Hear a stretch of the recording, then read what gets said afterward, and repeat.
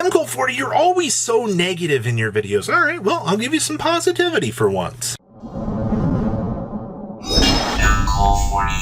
Alright, so the 30% of you that have not smashed the living crap out of that subscribe button, smash it so you guys don't miss out.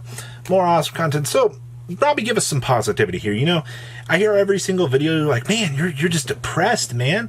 Like, I show enthusiasm in different ways. And I mean, let's be completely honest here. Like, the market has been down up until this point. You know, the game has been absolute dog water up until the banning of the latest list. But you know what? There is some positivity here. All right. My love for this game comes and goes. I mean, I'm sure as it does with a lot of you. And I mean, constantly reporting on tier elements. It takes its toll on you as a content creator and a player because you don't want to see these things every week. You want to commentating, looking and analyzing data. You want to be surprised. You want to see the X factor out of these events. You want to see the chances for different things to prosper out here. And, you know, in a tier 0 format, yeah, well, some players are really enjoying it. I genuinely was sad to see players actually be upset that they couldn't play the game that they love. All right, this is coming from somebody that's played this game competitively for years. Once you kind of take a step back here and you're kind of like, yeah, I'm a little bit more casual of a player, my competitive tendencies will still come out. I mean, I can be a pain in the butt to play against. You know, I have an elitism complex sometimes when I'm playtesting. I get it. It's old habits die hard effectively. That's why I'm a runic player. One of those old floodgate players, you know. Oh, you've heard legends of us out here.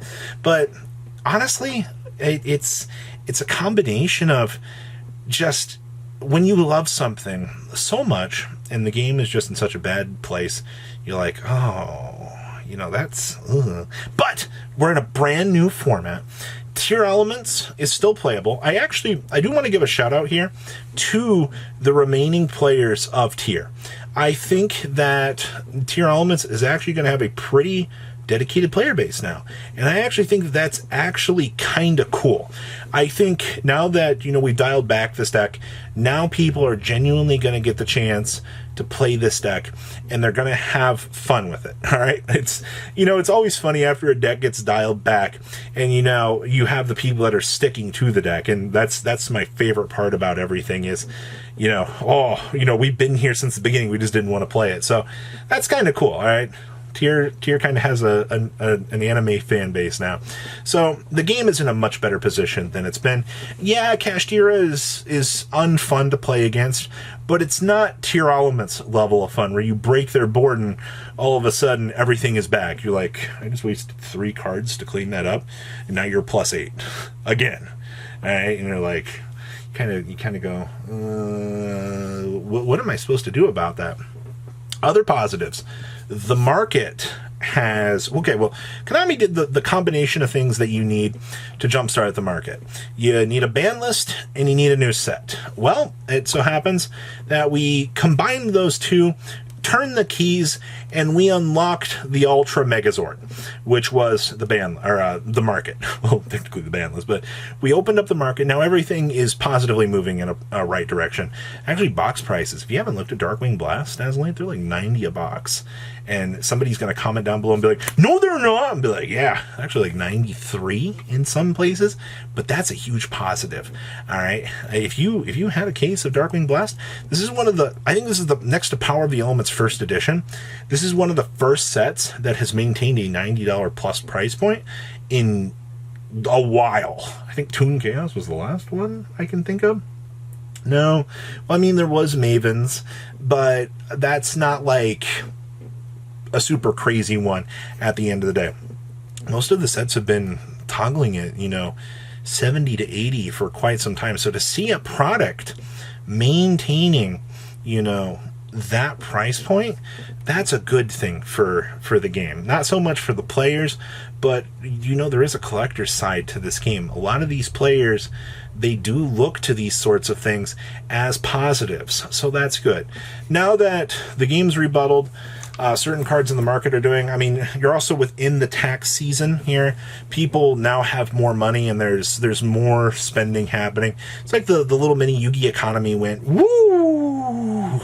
And it floored to the ground. And once again, that's something that you want to see within this, all right? Like, I mean, when I can see the market changing, when I can see new trends coming down, like, all of these things are positives to me. The Duelist Nexus news for the Synchrons, that was amazing, all right? I don't even know how to junk speed or full combo, but you know what? Getting the chance to kind of play against that gets me excited, all right? Because you can try to break those boards, and you can you challenge yourself to these things. I found myself, as of late, being a player that I enjoy. Well, I guess maybe this is the content creator in me. I like to play against these decks on like random challenges. So like I'll get into random moods. I'm like, yeah, I want to play a couple games tonight. So I'll go take Runic on the ladder or something else I'm playtesting, which is Dinosaurs right now. And I'll be like, hey, if we run into this, it'd be cool. But it is awesome to see these ideas come to life. Like, I genuinely do get excited in this game when you can see, like, I mean, you can watch a YouTube video, but like the thrill of watching your opponent build this board and you looking at your hand and trying to break this board, psychoanalyzing this. Do I have the out to make this play? Can we break this board? Is there a way to play around this? And the answer is not always yes, but new cards do add new aspects to the game. And those new layers are what makes things so much more exciting. All right. Honestly, I was playing Runic in tier format, and I guess the other question I should answer on the topic of that is, how can I stand to play Runic and how can I stand to play it into tier elements? Well, I think the deck is fun, all right? Once again, old player, I loved burn/stall decks back in the day. They weren't really something I really played competitively, but I love the fact that the deck is literally do-it-yourself simulator, all right? Like, if you want to do something, go do it yourself. It's like the greatest, like, motto of life, and they made a Yu-Gi-Oh deck for you to have the chance to do it. Plus, the deck says draw 3 cards, and that in itself is inherently busted. I just want to draw lots of cards every single turn and just not care what my opponent's trying to do, what other interactions that they're trying. Yeah, that's the general gist of things that I'm kind of starting to see here with Runic Simulator. So there's always, I mean, to be honest with you, like, you probably wouldn't be able to tell what kind of player I am, because like I've been playing Runic, I've been playing Dinosaurs, I've been playing Crystal Beast to be able to combo up and do that. These are all very, very different things, all right? And of course, like, I played Sky Striker. Like, my Infinity Stone for control will always be like the main thing, but like, those are like my main things. Like, I played Sword Soul to top a online regional back in 2022. Like, there are positivities to these things, but overall, for the game right now in a positive place, yeah, I'm happy. I think the game is happy. The OCG will be shifting formats here. They're going to get Transcendrakes and stuff. We're going to get Duelist Nexus news coming up here in the near future. It's a lot to unpack, and it's always a good thing when you can see these different dimensions and things. All of these cool ideas kind of start to unfold here. It really shows that there are lots of ideas out here and lots of things that you can come up with, and those ideas are what's going to keep those creative juices flowing and that vested interest in the game, whether it's on the market side of things, because we need new cards to see cards go in trends.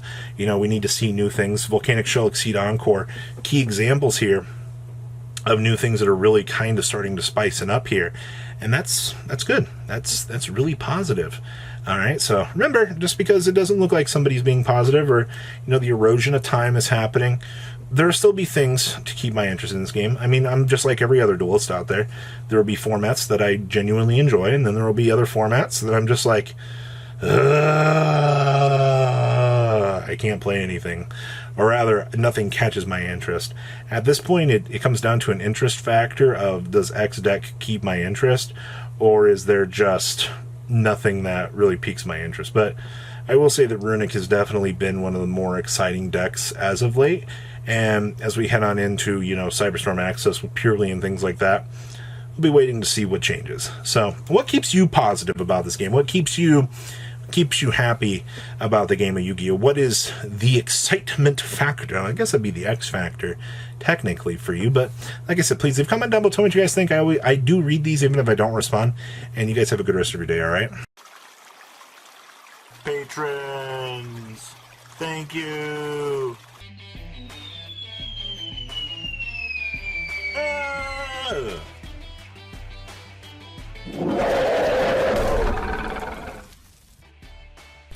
Thank you so much for watching. Check out these other videos.